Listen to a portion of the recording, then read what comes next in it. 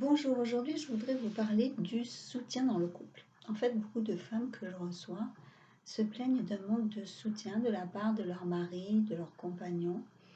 Elles se sentent seules, isolées, frustrées. Malgré l'expression de leurs besoins à leur conjoint, elles ont ce sentiment vraiment ancré en elles qu'ils sont indifférents à leur souffrance, qu'elle soit morale ou bien physique quelquefois. Euh, Lorsque je reçois le couple et que le sujet est abordé, monsieur a tendance à exprimer son impuissance vis-à-vis de la situation. Cette impuissance trouve quelquefois son origine euh, dans le passé, dans une expérience, dans un manque de confiance, ou bien aussi dans ce sentiment qu'il a déjà tout fait pour que sa partenaire aille mieux, se sente mieux, et qu'il n'arrive plus. Euh, il s'est positionné à un certain moment en sauveur et devant son échec à faire en sorte que sa partenaire se sente mieux, il se replie, il se replie sur lui-même, il en devient un peu indifférent parce que n'arrivant pas à aider comme il pensait devoir le faire, et bien du coup, il se met en retrait et quelque part ne répond plus à aucune demande de soutien de la part de sa femme.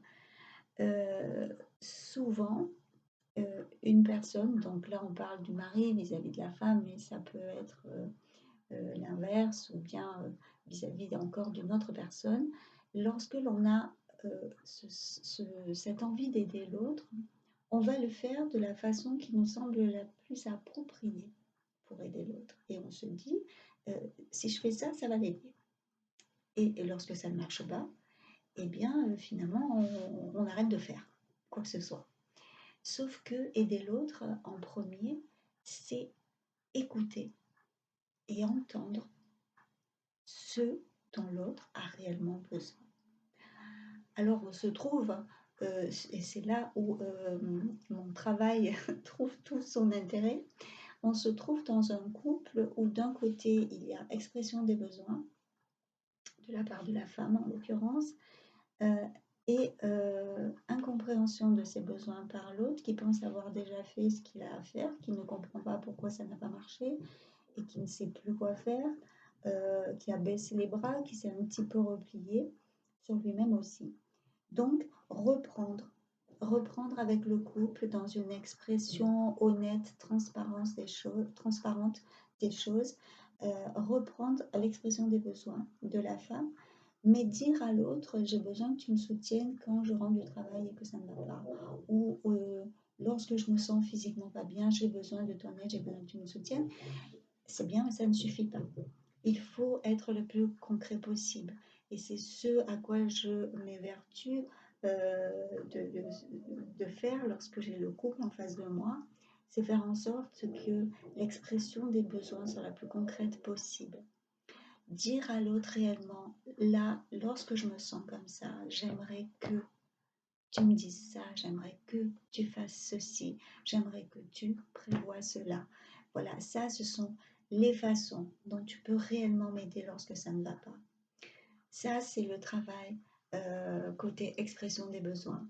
Et de l'autre côté, monsieur, c'est entendre évidemment ce que dit votre femme, c'est comprendre ce dont elle a réellement besoin dans certains moments difficiles. Lorsqu'il y a de l'amour, lorsqu'il y a de la sincérité, lorsqu'il y a la volonté de faire en sorte que le couple avance mieux, que l'autre se sente mieux, tout est possible déjà et, euh, et tout est faisable parce que bien souvent, contrairement à ce que l'homme peut penser, ce que demande la femme n'est pas quelque chose d'extraordinaire. Et souvent, le soutien qu'elle attend va se nicher dans des petites actions, dans des petites paroles qui vont avoir un effet beaucoup plus euh, positif, beaucoup plus constructif qu'une grande action qu'elle n'a pas demandé et qui ne va pas avoir l'effet escompté. Consulte sur Nice si vous voulez que je vous aide à retrouver de l'harmonie dans votre couple. Si vous voulez faire en sorte d'être mieux entendu dans l'expression de vos besoins. Si vous avez envie de mieux répondre aux besoins et aux attentes légitimes de votre conjoint, partenaire, n'hésitez pas à venir me consulter. Je travaille également à distance, même si cela est quand même beaucoup moins plaisant que de se retrouver dans mon bureau.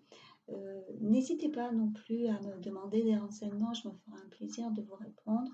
Vous avez tous les renseignements possibles et utiles sur mes pages YouTube et Facebook.